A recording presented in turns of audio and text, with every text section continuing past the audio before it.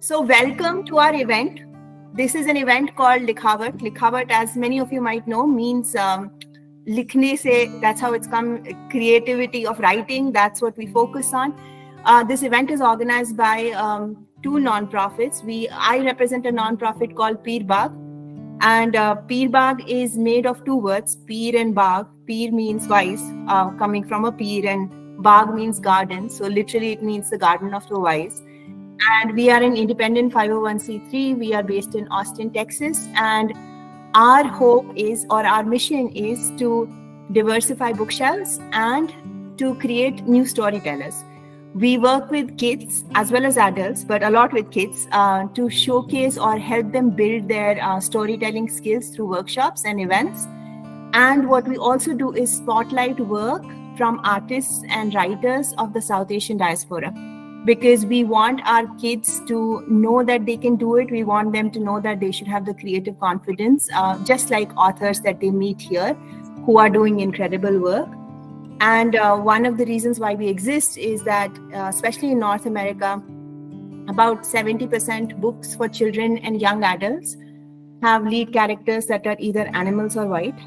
So we definitely want to increase representation and showcase South Asian work so that kids from our communities feel that it's possible for them to do that.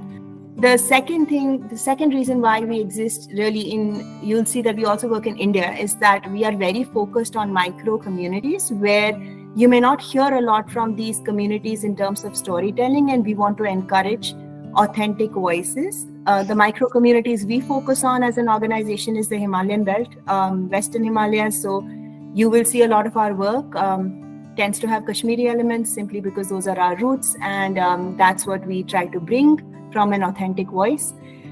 We organize an event called Varta every year. We organized this earlier this year, actually, in Dehradun, which had thousands of people that we were very happy to bring together in a very creative and literary space. And it's going to happen next year in Austin and Ann Arbor as well. We also do these kinds of virtual events where authors come together and share their creative insights. And hopefully, our community of students as well as aspiring creatives get inspired by when they meet, authors from different parts of South Asia. So that's really who we are. And we also organize in India, our sister organization is called Millennium India Education Foundation. They have been working as a nonprofit for 20 years. They are a national award-winning nonprofit. They work with kids and students and schools and universities for low-cost teaching aids. They do capacity building programs, but they also do something that we integrate really well on, which is revival of things that are dying. For example, they have a large program for revival of Sharda script that they've run for many, many years. These are ways in which we feel that we want to spotlight culture from the micro communities that we are working with. And today I have with me three authors here, and I know that I think once, if Mr. Gidumal is able to join, then I'll be able to see that, but I'll introduce the two people who are here so far. And those people are, first I have Mr. Guptara. Dr. Guptara is the founder and publisher of Salt Desert Media, which is a publishing imprint he started when he was 71 years old in the memory of his late wife. And its first imprint, it's called Pippa Rann Books. And in 22, last year, he started another global imprint, which is called Global Resilience Publishing, which focuses on global challenges. Now, his career has included, a ton of work in university education, in journalism, broadcasting, consulting. He's organized several think tanks for the largest banks in the world. He's covered, different economic, social, and global challenges which impact, our markets. And Mr. Guptara was born in India, and he still is connected with the diaspora very closely. A lot of the books coming from Pippa Rann Books showcase the experience of the South Asian diaspora. I have Dur-e-Aziz Amna here, who I'm going to call Dure, as she told me, who is incredible. Her book I have right here. So if anyone is looking for a new book to read, I highly recommend this. She was selected as the Forbes 30 under 30 in 22. She's won several awards for writing. Her work has appeared in New York Times and Financial Times. several other media outlets, and she's a graduate of Yale as well as the University of Michigan, so go blue. And her debut novel, which you just saw, The American Fever, has already been awarded. And as a reader, I can say I have loved this book. It is so incredible. She grew up, I guess, in Rawalpindi. She's in the United States now, and it's very authentic. It's something that everyone should try and get a copy of, because you will enjoy this book. It's one of the best books I read this year, so definitely highly recommend. And I know that Mr. Gidumal was in a flight in and out. So if he's able to join, I will do a quick intro. And I know that I did a small intro. There are people who are joining a little late as well. So quickly, we do have Mr. Ashok Kumar here, who just retired. So I wanted to congratulate him for 30 years of public service as a cop. And this book that he has written, and which is why I wanted him to be here to be a part of this conversation. This is called Cyber Encounters, that it was just released last year. And it does, for people who can't see, it actually has a foreword by Amitabh Bachchan. So when I first saw it, I'm like, what? How is this even? But it's an incredible book about his experiences as a cop and all the cyber crime that happens in our real lives right now. So it's very crazy, but fiction is stranger than life, I guess. It is super interesting for anyone who is interested in picking this up.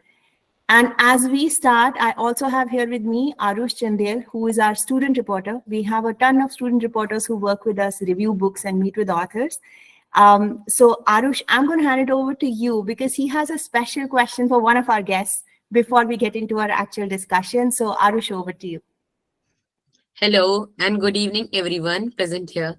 I am Arush Chandel. I study in class 8th. I read in Summer Valley School, Dehradun, Uttarakhand, and I aspire to be a fictionist writer. I am also a student reporter for Peerbagh, USA. As I like to write short stories, and I am constantly looking for opportunities to make my writings better so as to people find it involving and enjoy it. I am looking for an answer to that question. I am addressing a question to Mrs. Duri ma'am. That is, how do you come up with names for how do you invent names for your characters in your stories? And if yes, what is the criteria for engrossing names in your novels? Thank you. Hi, Arush. It's so nice to meet you, and it's so inspiring to see that you're already, doing all these great things and taking literature so seriously at such a young age. In terms of, if I understood your question correctly, I think you're asking how do I name my characters in novels or in stories. So a lot of the names are just picked up by just are based off of people that I know or that names that I generally like. I don't really think too much about whether a certain name adhere or a certain name really goes with a certain character. Another thing, there's also a lot of practical things that you have to keep in mind when you're writing. So with the novel that I'm writing right now, Not American Fever, there was this case of I realized long way into the novel that I had two very similarly named characters. And this frequently appeared in scenes together, which meant that it could be, confusing for people. So anyways, there are also practical considerations for why and what you name your characters. Right, ma'am. That is Upasana, so can I add to that? Absolutely. So, Arush, very good to meet you. I'm sorry, I must apologize. My image is not coming. There is some problem with my camera. It's So it's right. a technical problem. I haven't turned it off, but there's some problem. Thank you very much also, Dur-e, for your answer. I think it's very appropriate to what Arush is asking, of course. But I just wanted to add one little thing, and that is you have to be a little careful about names in terms of whether the names are unique. If you call somebody Prabhu Guptara, you'd be in trouble. Because Prabhu Guptara is not a common name. If you call somebody Arush Seth or Arush Chandar or Arush Gupta, there's no problem because there are probably many people called Arush and many people called Gupta. So you've got to be a little careful of names for that reason, just in case it is a unique name, right? If it's not a unique name, it's a common name, there's no problem. But if it is a unique name, and you're sure it doesn't belong to anybody else, then of course you can use it. But then you have to also think, what is the kind of feeling that is evoked by that name?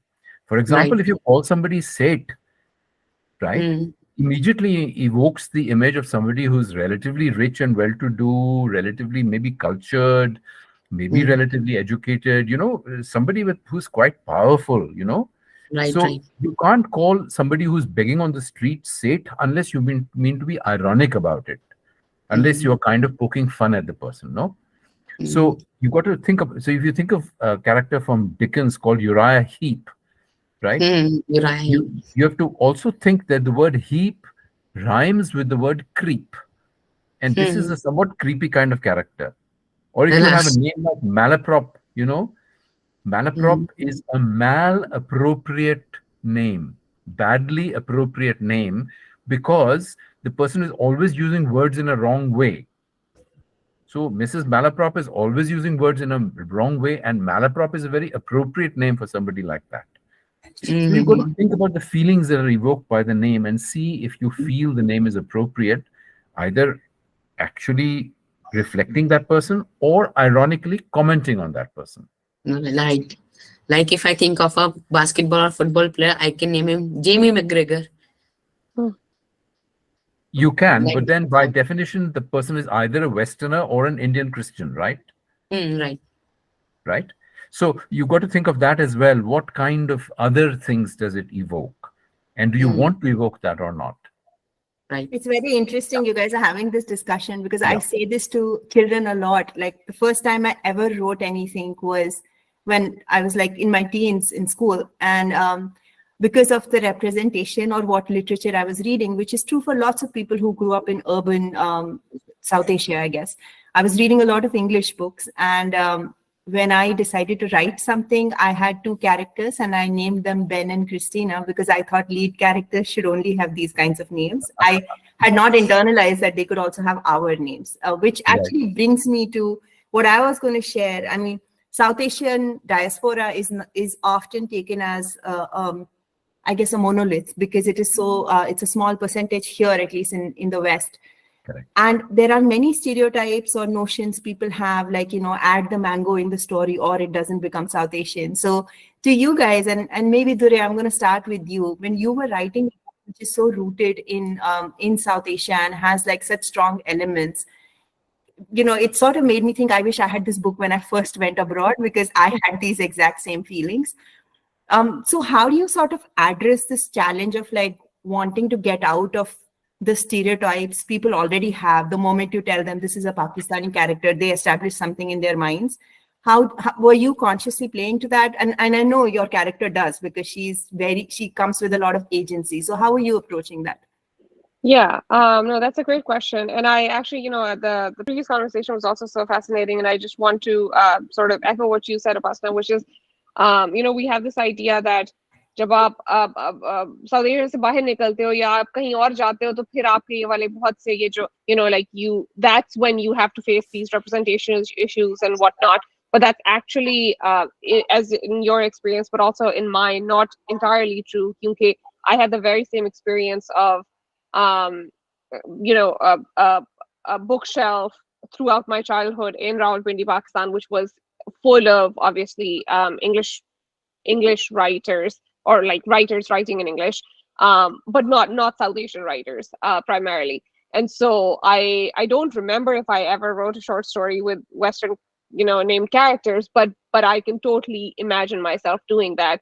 And so I think that this issue of whether you see yourself represented in the literature that you're reading is actually sort of across the board. Obviously, there are a lot of exceptions. I'm sure that obviously there's people who are lucky enough or well guided enough to read more indigenous literature. But generally, I think that this is an issue that sort of goes beyond just like the borders of South Asia versus North America versus Australia, whatever you have it.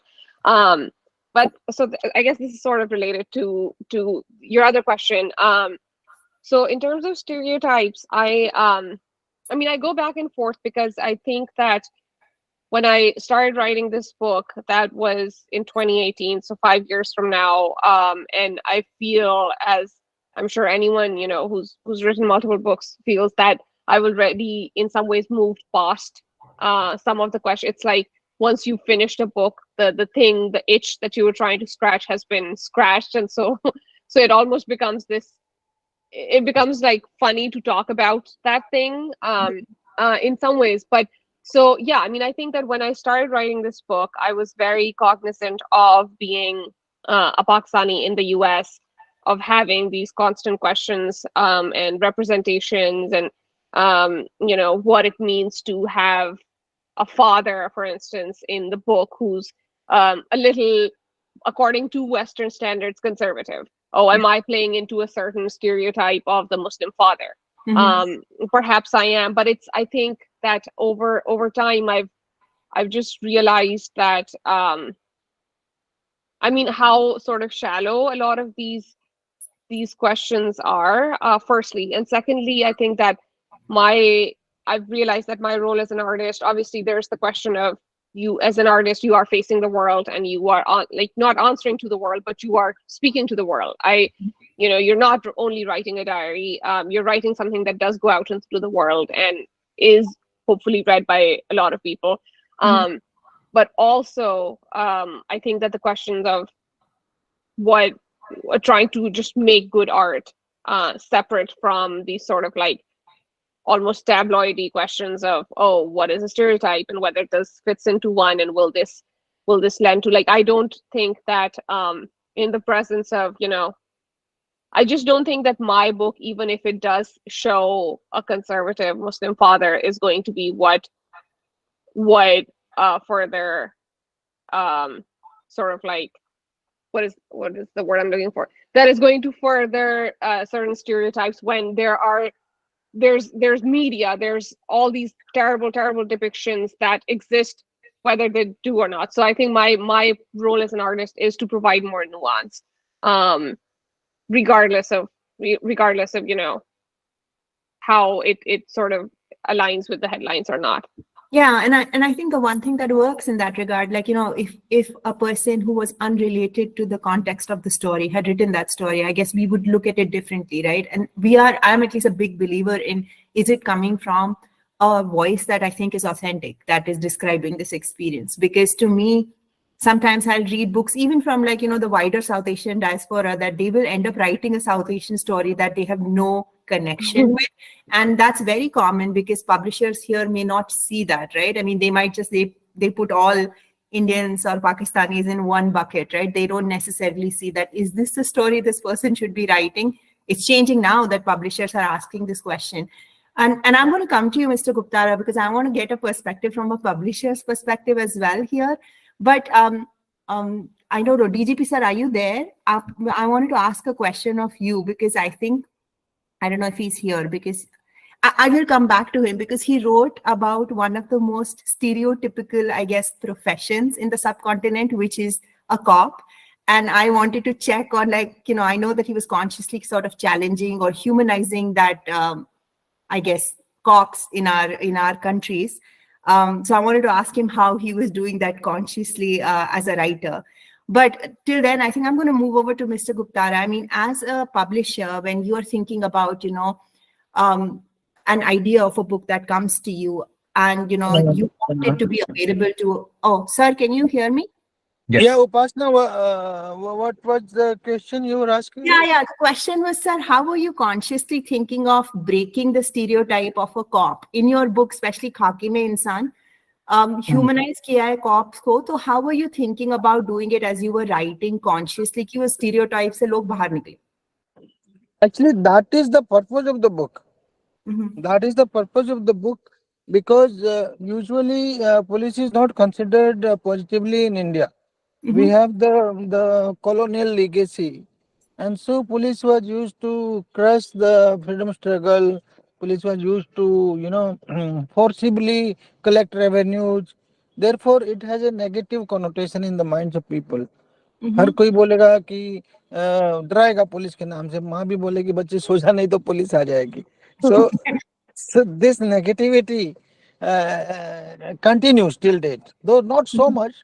During corona period it has gone down a bit, but still the negativity continues. While I have tried to say in the book that and in not just in the book, in my real life career also, कि police का डर खाली बदमाशों में होना चाहिए, not in the common man. हाँ, not in the common man. Common man should feel happy after seeing the police. So that's why I've tried to break the stereotype through my stories, through my career, through my life, that police can, so that police image takes a change. I mean, gets a change. Yeah, and you know, we've spoken to Kumar sir before, and I'll say that, you know, a lot of his readers say that, because you tend to look at many, I guess, communities within our society in such a media-driven way, where media drives the narrative more than like actual stories. So having that authentic narrative come from a co-op to say, you know, these are like 16 stories that he has, is very incredible to see that what are they seeing from their perspective. And that brings me to you, Mr. Guptara. Like I was saying, as a publisher, you want the books to read a broader audience. So then how are you balancing that with the fact that it also needs to be authentic? It also needs to have the nuance.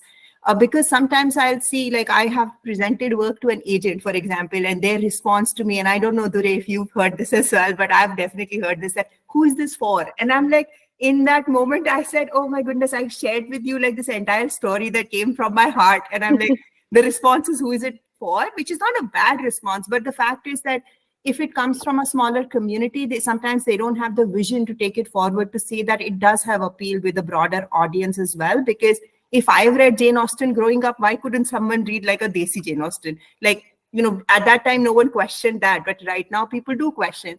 So as a publisher, how do you handle that, Mr. Guptara? Well, the question of audience is not a question, from my point of view, of whether the audience is Indian or Chinese or Japanese or African.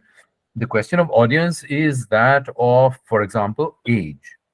If, for example, I have a book, I mean, I don't publish for children, but if I was a publisher for children, one of the questions would be, is this age appropriate?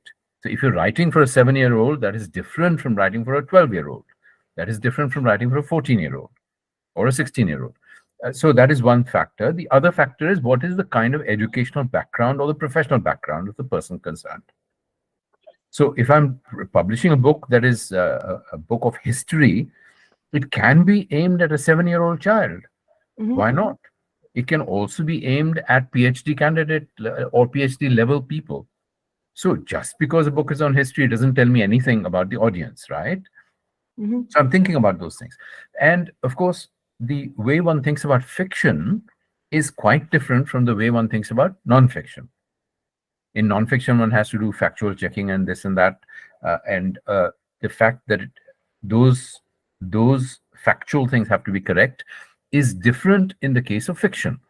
Because in fiction, we have not only real life, we also have fantasy. Yeah, there is fantasy fiction, there's romantic fiction, which is not actually realistic. Nobody who reads romantic novels is thinking that I'm going to have an affair or a relationship with somebody like in this novel, right? So there is a fantasy element also to fiction. And with fiction, what we are talking about is really, does the book enable us to have what it's called a willing suspension of disbelief? As I start reading this story, does it immediately take me into that world? Do I have characters who are believable? Can I identify with them? Can I sympathize with them? Sympathy not in the sense of feel pity for, but sympathize in the sense of stand in this person's shoes, care for this person, even though this person may be a horrible devil kind of character, I still care somehow for what happens to him or her. There's a very weak character like Hamlet. You know, Hamlet is not an admirable character at all. He's a very weak character. But I still care for Hamlet. Right? Shakespeare writes in such a way that I begin to care for this person. So a person can be very noble, somebody like Mother Teresa, but in fiction, right? But the person, in spite of being very good, may be somebody I don't care for, right? So the point is not whether the person is good, bad, or indifferent. The person is, do I begin to care for them? And the issue is simply, does that fiction carry its own authenticity? If it carries its own authenticity, I can enter into that world. And the issue of whether the fiction that we are writing is true to our cultural background is only a factor which becomes valid when you suddenly realize that what somebody is writing is not valid. So if you, Upasana, for example, were writing a novel about Kerala, right, which you have every right to do, why should you not write a novel based in Kerala or in China or in Africa or anywhere? The question is, does the reader reading the book suspend her or his disbelief sufficiently to believe that you know enough about Kerala to write that story? Yeah. And I equally, feel like, sorry, just let me finish. Equally, you could be writing about Kashmir. You could be writing about your particular level in Kashmir, your particular caste, your particular educational background, but still not carry conviction to the reader. what I was going to say actually was, I don't know if I 100% agree with this viewpoint, Mr. Guptara. I think there's definitely, I 100% am in agreement with the fact that good writing will transport you to where the character is at and will give you that feeling of, that you are in the story, you empathize with the character. That is for sure. Like, it's almost to me like how I recognize whether this is a great book versus a book that I'm going to read and forget about. So for sure, that's the case. But I also feel that, just in terms of when I work with kids, and maybe it's coming from that perspective as well, that I would like them to have an authentic perspective, because I feel like traditionally marginalized communities, which have not always had a voice, deserve to have a platform as well. Like, I feel that if I would now write the history of Austin in my own way, sure, I live here and I could. But is that the story that I can bring forward in the best way? Or like, is that the story I should come up with? And it depends on what I write and how I sort of share it. But I also do think that there is merit in having people and authentic voices from a community share their voices, as opposed to their narrative being owned by someone else. And for example, like if I was writing about the Pakistani American experience, I would go to Dur-e as opposed to going to another white person who has written that, who has lived in Pakistan for 2 years and has a story to write as well. And it's not like they don't have a reason to write that story or they couldn't, but I feel that for me as a reader, I align toward the more authentic perspective, knowing that this is someone who sort of owns the story, or whose story I don't regularly read, just given the statistics around who writes books. So that's at least how I feel about it, that, it does matter that you have an authentic voice. And if I was reading a book about Kerala, I would like the person from Kerala to be the one who's writing it. I don't know, Dur-e, like, do you think about it like this? Like, do you need to have that experience in order when you're like describing?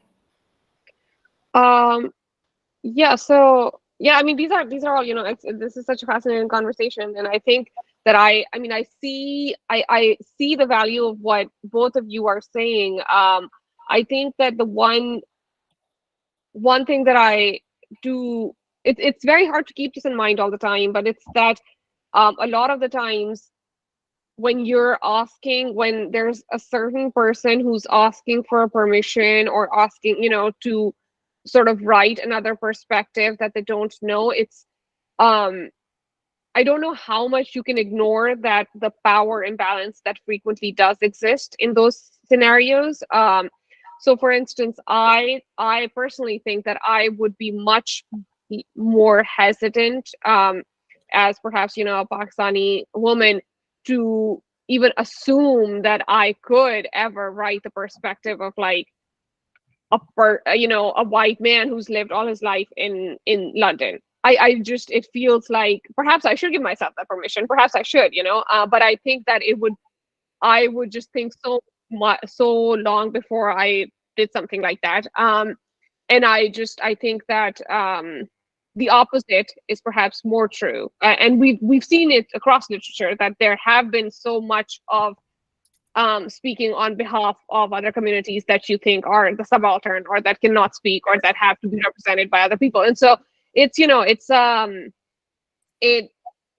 on the other hand, I think that there's this question of, giving yourself complete freedom as an artist, just giving yourself a carte blanche and just asking yourself. And I think one of the last thing that I'll say is, like, one of the best things that I've heard about, and I think this sort of goes back to what Mr. Guptara was saying, which is that can you do it well? So you can do anything as long as you can do it well. And I think that seems like a very simple thing, but the question of can you do it well, I think that almost like for the most part, it precludes certain, it already sets a high standard. So can you describe a place well, and can you describe its people really well without having lived there or without having experiences of that community? Perhaps, but I think the bar is probably much higher for you than for someone who has been. So anyways, that's one of the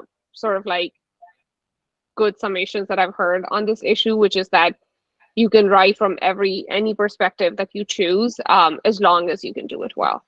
Yeah, and that's very true. I feel like as a reader, I will instantly move toward I feel like I have to give an example of Jhumpa Lahiri just wrote a few books, and her last few books were in Italian, written in Italy, because she's kind of like adopted that culture for the time being. And and her books are just like, she's such a great writer that even when it's a translation of her work in Italian, I read that and I'm like, how is this person? Like, it's just incredible prose, right? So you get moved no matter where, like, it doesn't matter if she's Italian or if she's lived there, and her lived experience is expressed so well that you will get attracted to, if that's the kind of writing you enjoy, it is attractive no matter what. And one question, I know that there are people raising hands. I am requesting that, just so that we have a conversation without too many breaks here, to drop your questions in the chat so we can get back to them. I have a couple more questions before, and after that, I'll probably also engage with others who might have more questions. So one thing that I'm going to start is that, in this book, American Fever, Dur-e, like I'm going to start again with you, is there's a lot of like cultural elements explained, because your characters are living in two different continents, and you've used Urdu words, there's Punjabi in between, like when the book starts. And so did you have any, when you were writing this book, were you thinking about, how do you maintain the universality of this book? Because this was going to reach readers who may or may not be Urdu speakers, or who may or may not have that same background.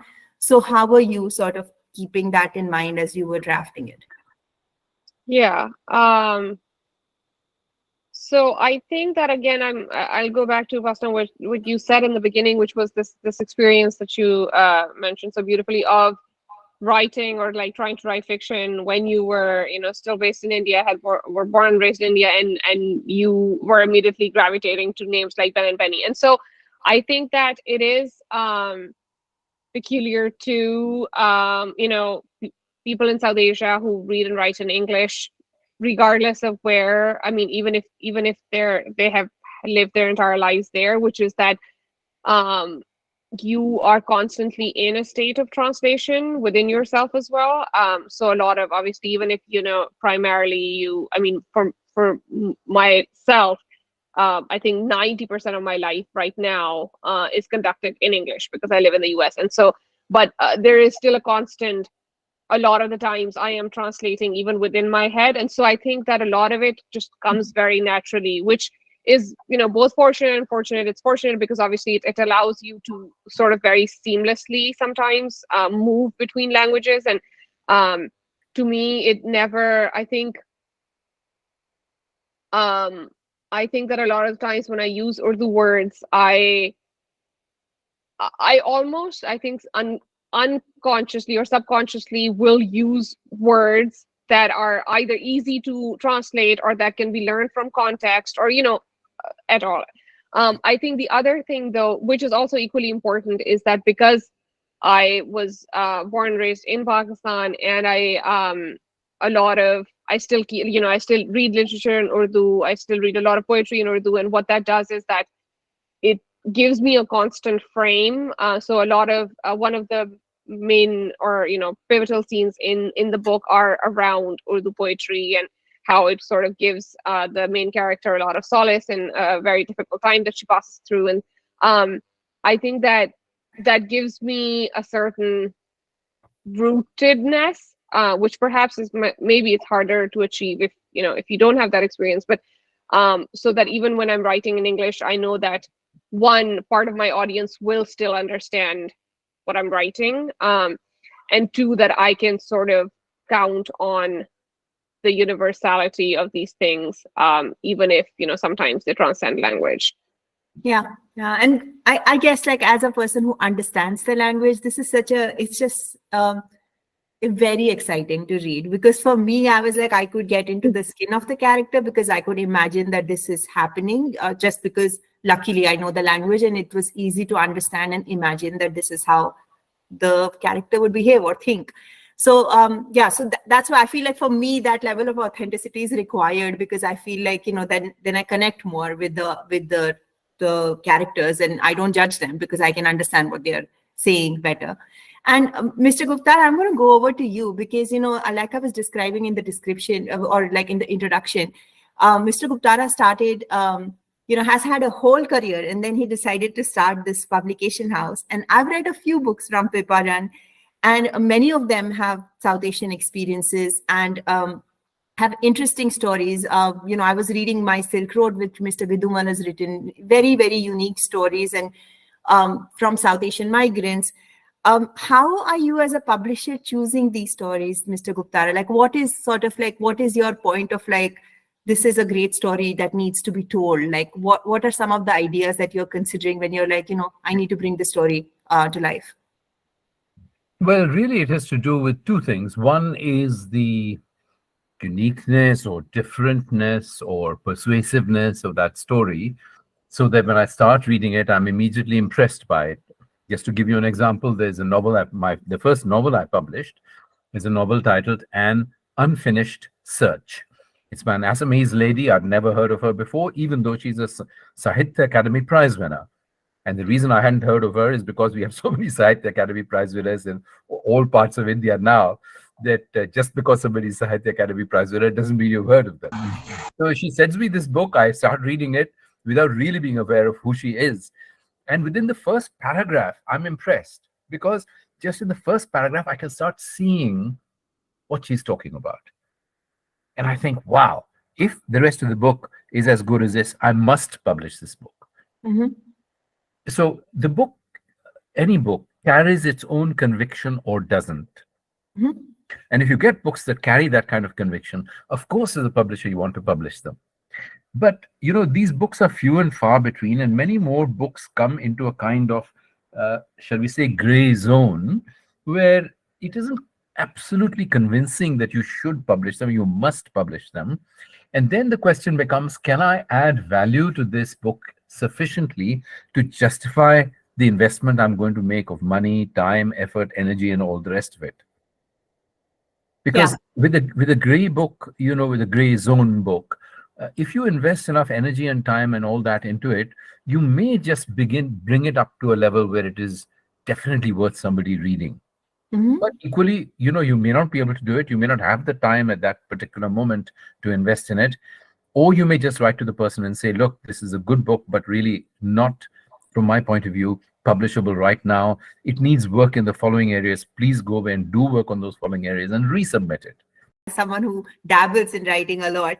But this actually brought me a question, and I know that Mr. Vamnu earlier was sharing. He mentioned Salman Rushdie, so I was kind of like, I thought about one question which is related to what I was going to ask. So I'm probably going to start with like the writer, because sometimes we definitely have emerging writers here who like to know how they should approach their projects and how they should approach their work. And similar to what Mr. Guptara was saying, maybe there's like a redraft, maybe you have to go back and see how do we make it better. But when people write great books, and Dur-e, I consider you as one of these people because this book is really incredible.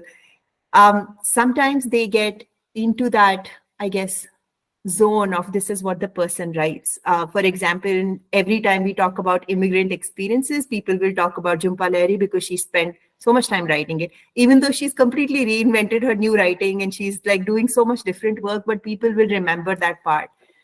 And I was very impressed, like everyone is. Salman Rushdie wrote a new book this year, which is called Victory City, which is nothing like what he's written before. It's like so different. It's like almost like he's created his own myth. It's like a whole book of mythology, which I wasn't expecting he would write. And it completely shocked me as a reader, because if I didn't know he had written it, it would take me a while to understand this is his book.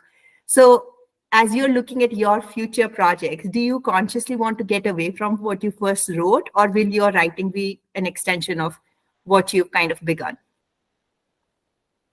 Should I Yeah, take yeah, that? yeah. Yeah, I mean, I'm obviously I'm very, very much just starting out, and it's so funny because you were mentioning about Lahiri, which is that's a curious case of a writer wanting to transcend what they, she's been very, very categorical that I want to move past this.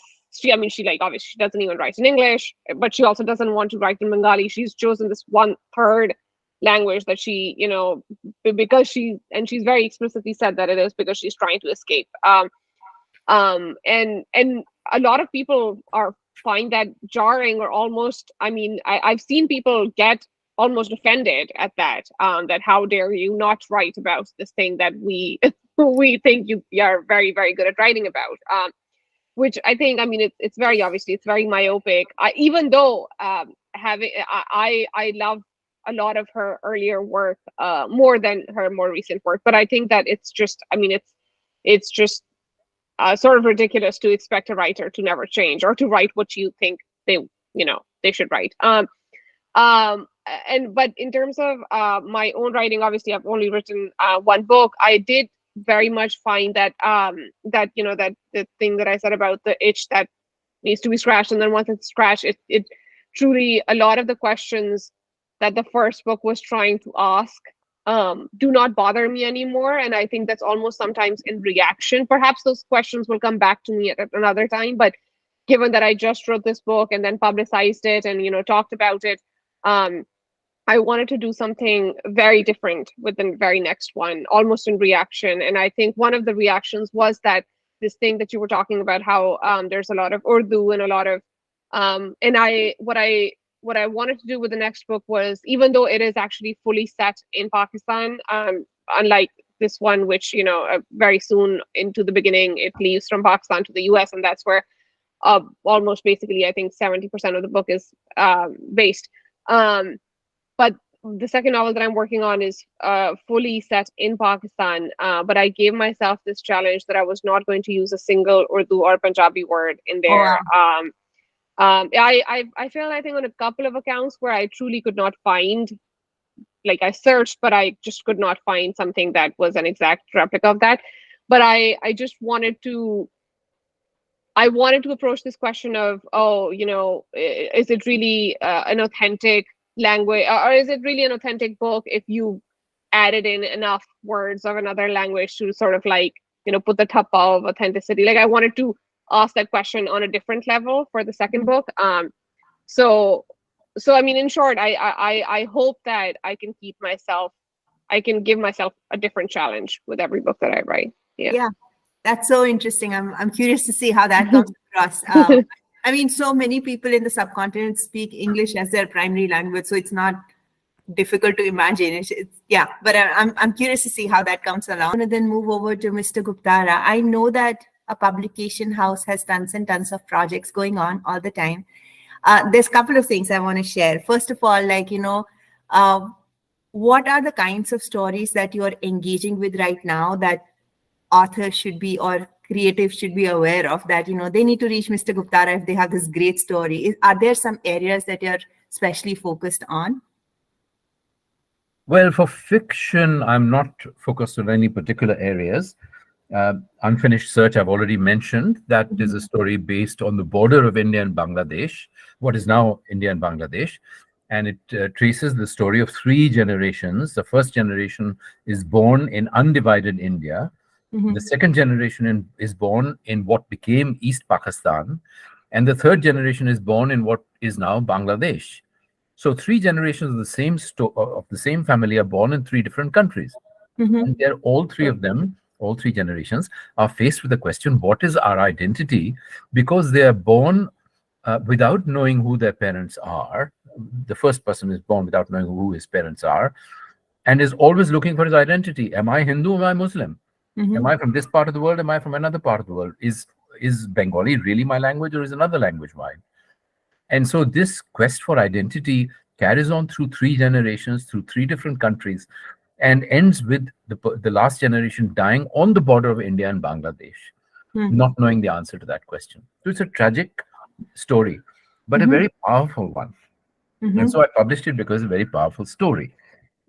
On the other hand, I'm doing a collection of short stories by an American author who has lived in India for a very long time and is writing about her experiences in India. Very touching stories, very moving stories, very powerful stories to do with different individuals in different parts of India and in different professions and different roles in life, from beggars to very rich people, including Mrs. Gandhi. The particular lady goes and has an interview with Mrs. Gandhi. That's a short story, and so on. So there is no particular area of life which is excluded, but as I say, it's simply a question of the quality of the writing and whether it is something that convinces me or not. Equally, I'm writing. I'm publishing, of course, on poetry. So I'm doing a book on Nissim Ezekiel, who's the father of Indian poetry. It's the 100th anniversary of his birth next year. It's also the 25th anniversary of the death of Nirad Chaudhary. So there's a book coming out on that. Shadip Sen is a poet who's won prizes from all over the world, really. But I published one of his books, Anthropocene, which is to do with the with climate change and the contagion, pandemic and all that, and consolation. But 2 more volumes of poetry are coming out in that series, which I'll be publishing next year. Then there is a collection of stories called Village Maestro and 100 Other Stories, which is very fascinating, which has actually gone out of print because it's sold so well. And so it's going into reprints and paperbacks and so on and so forth in different markets. Yeah, no, I know that book really well because I love that book. It's incredible, and I'm hoping that we can sort of connect and talk about that book separately on a different session. Another occasion, yes. Yeah, no, it's really, really cool. And you mentioned identity. I'll say this, that after having lived in 4 different countries, I feel like some parts of my identity are left everywhere I go. And then yes, which book do you mean, Dur-e? I was just sorry, I didn't want to interrupt while you were talking. Just the one that was being mentioned, and I don't know if it's available outside of India. Oh yeah, all my books are available all over the world.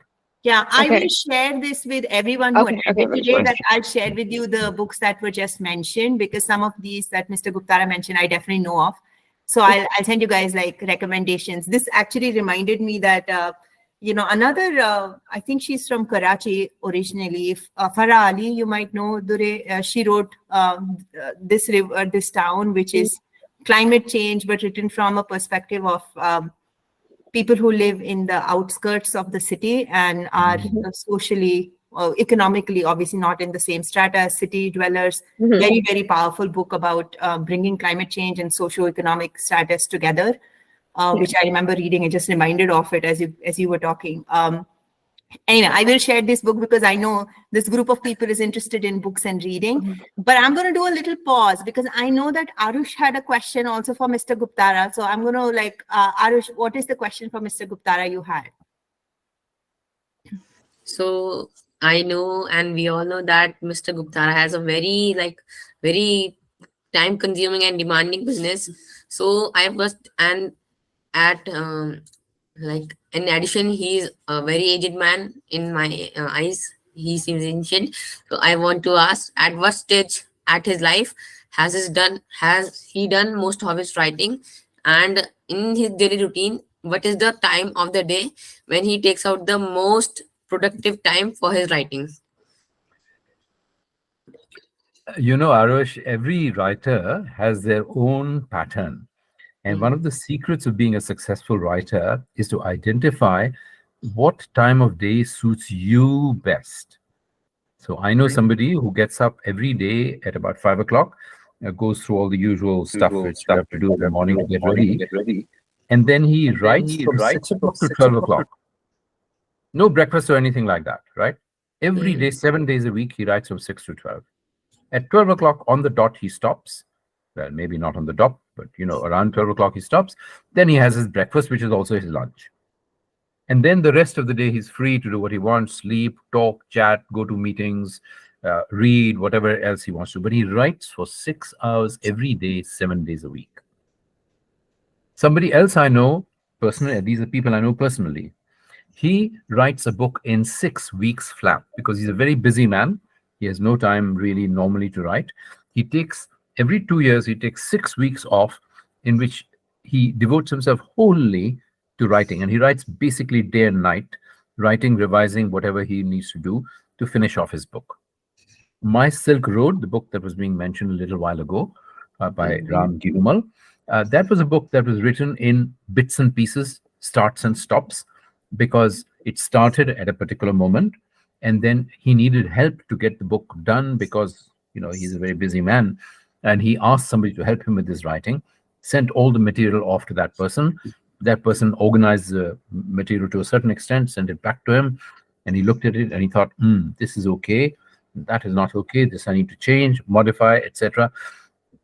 So he actually used the assistance of another writer to help him to complete his book in time. So there are different models of the way it's done. And as for me, I write when I feel inspired to do so, and I think my best work is actually my poetry. But as far as publishing is concerned, I basically work day and night, because when you start at the age of 71 in an industry you don't know, everybody basically laughs at you till they see what you're producing. So the battle was to learn enough about the industry very fast and to start producing material very fast, which meant that I worked basically day and night to get that done. Now that the publishing imprints are more or less established, I'm beginning to take a more relaxed and normal approach to it. But otherwise, I was literally working 20 hours a day, sleeping 4 hours a night to learn and to produce all that I did. But that's all in the past now, I hope. That's incredible. I don't know how anyone gets the energy, because as a mom of a toddler, I feel like every hour that I get extra sleep, I take it right now. I'm still recovering from like the sleepless nights. But we have a few minutes left. So I'm going to take one last question. Does anyone in the audience have a question that they would like to ask? It's not a question, but a suggestion. Yes, please. Yeah, my request to the publishers, writers, and authors is that they should also contact NGOs working for the children. Number second, there are like universities, I know them, I have referred your name to them. Professor Sunita is in JNU. She's working on children and producing magazines. Then there is a Vanita Kaul, who has been working with the Delhi government, producing magazines. So those can be relevant where you can draw your inspiration to look at books, and especially children from NGOs who have done marvel. I have traveled a part of the world. I have seen nowhere in the world what vision system of working for the children and how they produce all the presidents of different Soviet Earthside Union were produced from the NGOs, looked after by the government. Those are examples really worth noting. And these are my personal experience with the presidents of the various republics of ex-Soviet Union. Very open to any suggestions regarding books from any such person. I appreciate that, Mr. Guptara. I know that you're open because it was, Mr. Guptara just reached me, I guess maybe several months ago on his own, because he enjoyed the work that we are doing as a nonprofit. So I really appreciate it when people support, especially work for children that we are highly invested in. And I know it's time, and I'm trying to be respectful for everyone's time because we just began the day here and it's very late in India where we have tons of people from. So I appreciate you guys. Have a great day ahead. And thanks to all of the people who are here, DGP Ashok Kumar, who's here, Dur-e-Aziz Amna, who has written an incredible book, which I urge you guys to read. It's very, very interesting. And Mr. Guptara, who publishes amazing books. I will drop a line to everyone who was present and who registered so that they can get a list of their books and what are the books that were mentioned here, just in case you were looking for your new reading. Thanks again, everyone. Appreciate you and have a great rest of the day. Thanks also to Arush. He's been up very late, so you need to get to bed, Arush, because it's late. All right. Thank you, everyone. Thank you so much.